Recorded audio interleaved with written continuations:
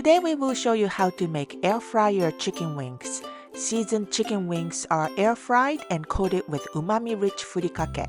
Crispy on the outside and juicy on the inside, these chicken wings are so flavorful and very easy to make. Ingredients and recipe are on JapaneseCooking101.com.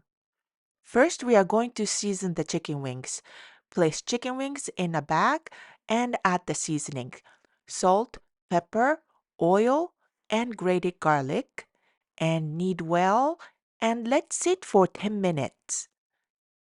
Meanwhile, preheat the air fryer to 400 degrees Fahrenheit or 205 degrees Celsius.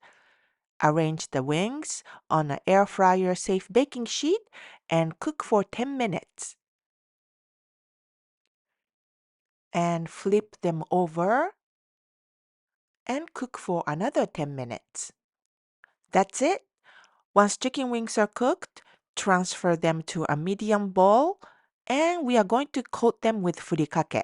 We have a furikake recipe, but we are using a store-bought kind to make it easy.